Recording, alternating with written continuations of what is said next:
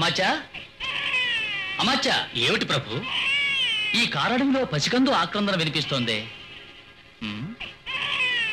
అవును ప్రభు, ఆశ్చర్యంగా ఉంది. పదండి చూద్దాం.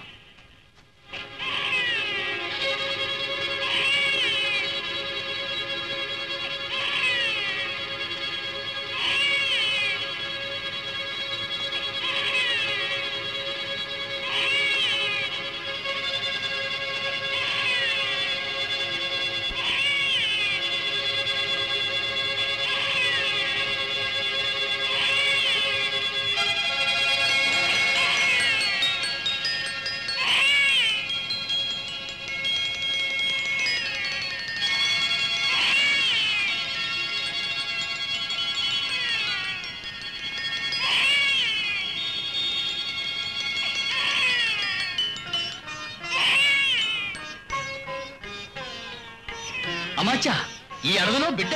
ప్రభు, ఆ బిడ్డను తాకవలదు. ఏ ఆటవికులకు పుట్టినవాడో ఏమో, ఆ శిశువును తాకడం ఎందుకు? అయ్యో, ఈ శిశువు ముఖాన్ని చూస్తుంటే నాలో పుత్రవాత్సల్యం ఉప్పొంగుతోందమాచా. తాకవలదు ప్రభు. సంతానం లేదనే దిగులుతో కృంగి కృషించిపోతున్న మీకు ఈ బిడ్డను చూసిన వెంటనే మనసు కరిగినది, అంతే. మంత్రివర్య, పున్నమి చంద్రుడు వంటి ఈ మోము చూడండి. పగడాల పువ్వుల్లా నవ్వులకు ఆ పెదవులు చూడండి. ఇది సాధారణ శిశువు అయితే ఈ బిడ్డ శివలింగం వద్ద దొరుకుతుందా? అయ్యో, నేను మీకెలా చెప్పగలను? ఎవరో తీసుకొచ్చి ఇక్కడ వదిలేస్తుంటారు. ఇందులో ఆశ్చర్యం ఏముంది? ఎవరెక్కడ? ఎవరిది బిడ్డ? మహారాజా, ఈ బిడ్డ గురించి ఎందుకింత చింతించుచున్నావు? ఋషిపుంగవ, ఈ బిడ్డ తమదా? కాదు మహారాజా, నీ భక్తికి మెచ్చి ఈశ్వరుడు సంగిన దివ్య ఫలమే ఈ బిడ్డ. ఈ శిశువును అంతఃపురమునకు తోడ్కొని పొమ్ము. అంధకారమందున్న నీ మందిరము మనసు తేజోవంతమవును. నీకు శుభము జరుగును. వీనికి 12 ఏళ్ల ప్రాయం వచ్చిన పిదప లోకానికి వీని మహిమ వెల్లడవును. స్వామి, మహాత్మా, సర్వేశ్వర, స్వామి. అమాచా, చూశారా? దేవుడు మమ్మ అనుగ్రహించి ఇచ్చిన వరమట ఈ బిడ్డ. ఈశ్వర ప్రసాదం.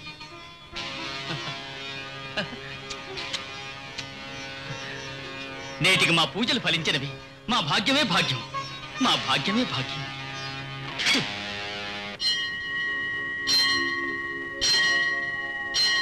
పరమాత్మునికి అసాధ్యమైనది ఏదీ లేదు. దైవ సంకల్పమునకు ఎదురే లేదు. మహాసాధ్వి అనసూయాదేవి భక్తికి మెచ్చి త్రిమూర్తులే బాలకులై ఆమె కోరికను మన్నించలేదా తల్లి? అది పురాణ కాలం నాటి కథ గురుదేవా. ఏ కాలమైనను ఒకటే. నిర్మలమైన భక్తి భావం ఉంటే చాలు. దేవుడు తన భక్తులను కటాక్షిస్తాడు, భక్తుల కోరికలను నెరవేరుస్తాడు. అలా అయితే నాకు జోలపాట పాడే భాగ్యము కలుగుదా? నిస్సందేహంగా. శ్రీహరిని నమ్మి చెడిపోయిన వారు లేరని పెద్దల సూక్తి. మహారాణి, మహారాణి, మహారాజు వేట నుంచి వేంచేసినారు. వారి చేతిలో సుందరమైన బిడ్డ ఉన్నది. ఏమిటి సుందరమైన బిడ్డ? అవును.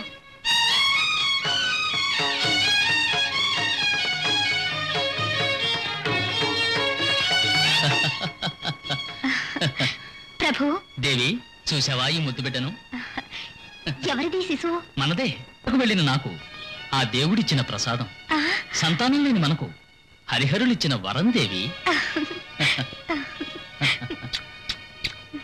ఎంత ముద్దుగా ఉన్నది.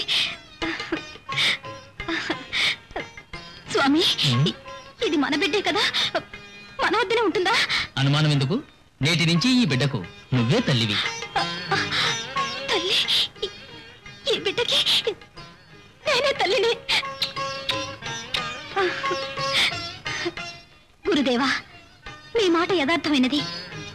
అనసూయాదేవి వలె నేను తల్లినయ్యాను. నేను తల్లినయ్యాను.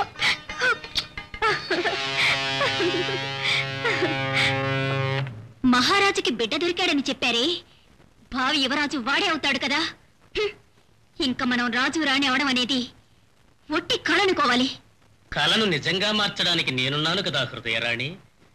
ఈ పుత్ర వ్యామోహం అనేది 4 రోజులే. ఆ బిడ్డను మళ్ళీ కారడవులకు తరిమే ఉపాయం ఆలోచించినట్లయితే నేను మహామంత్రిగా ఉండి ఏం ప్రయోజనం? చూస్తూ ఉండు రాణి. నేనిప్పుడు ఒప్పుకుంటాను. అయితే కమ్మగా ఇచ్చుకో. ఈ బాలకుడు ఉత్తరా నక్షత్రమందు జన్మించినందువలన లోక విఖ్యాతుడవుతాడు. పుట్టుకతోనే కంఠమందు దివ్యమైన మణి ఉండుట వలన మణికంఠుడని నామకరణం చేయండి, శుభం జరుగుతుంది. మణికంఠుడు. మణికంఠుడు. ఆహా, మణికంఠుడు సలక్షణమైన పేరు. మీరేమంటారా మాత్య? అందమైన పేరు. ఆహా ఆహా ఆహా.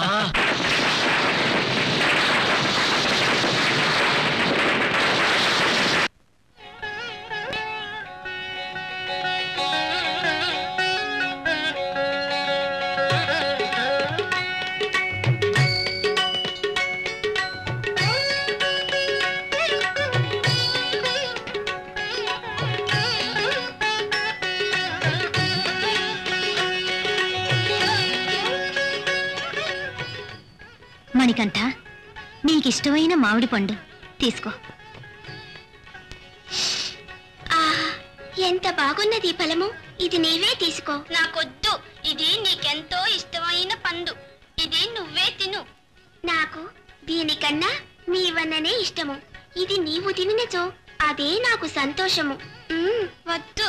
అన్నయ్య ప్రేమతో ఇచ్చిన దాన్ని వద్దనకూడదు. తీసుకోనైనా.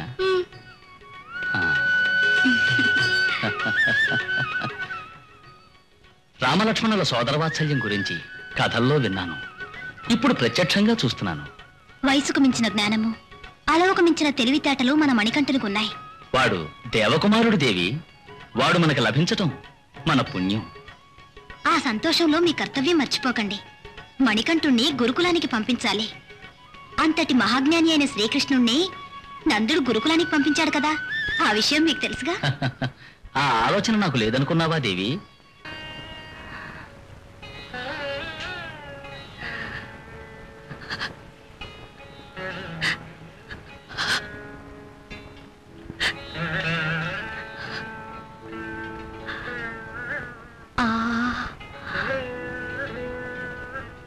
మాలతి, మహారాజు రాజశేఖరుల వద్ద నుండి నాకు పిలుపు వచ్చింది. ఎందుకు? వారి కుమారులిద్దరిని విద్యాభ్యాసం కోసం గురుకులానికి తీసుకువెళ్ళమని కోరుతూ సేవకులను పంపించారు. వందలాది బిడ్డలకు మీరు విద్యాదానం చేస్తున్నప్పటికీ మన కన్న బిడ్డకు విద్య నేర్పే అదృష్టానికి నోచుకోలేదు కదా. పూర్వజన్మలో నేనెంత పాపం చేసుకున్నానో ఏమో. అందుకే ఈ జన్మలో కంటి చూపు, నోట మాట కరువైన ఒక దురదృష్టవంతుడు నా కడుపున పుట్టాడు. విచారపడకు మాలతి. ఈ పుట్టంతుడైన మన బిడ్డకు ఆ దేవుడే దారి చూపిస్తాడు.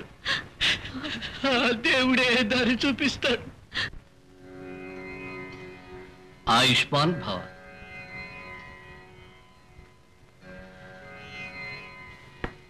గురుదేవా, నా కుమారులిద్దరిని మీ ఆశ్రమానికి పంపిస్తున్నాను.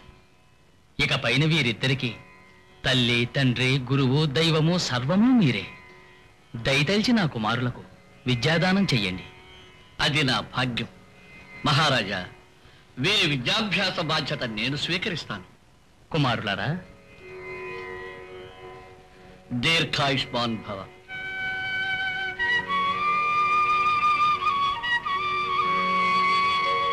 గురుర్బ్రహ్మా గురుర్విష్ణుః గురుర్దేవో మహేశ్వరః గురుః సాక్షాత్ పరం బ్రహ్మ తస్మై శ్రీ గురవే నమః. ఇసుక మీద అందరూ ఓం అని రాయండి.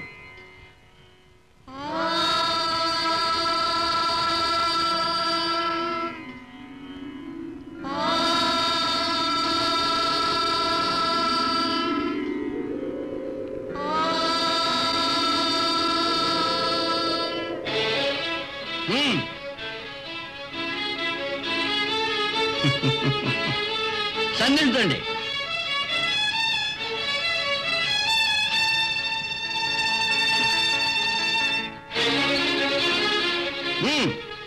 వదలండి.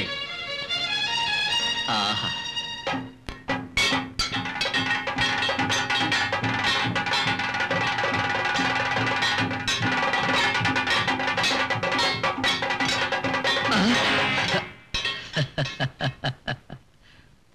మణికంఠ భలే నిజకు సాటియే లేదు. అంతా మీ కృప గురుదేవా.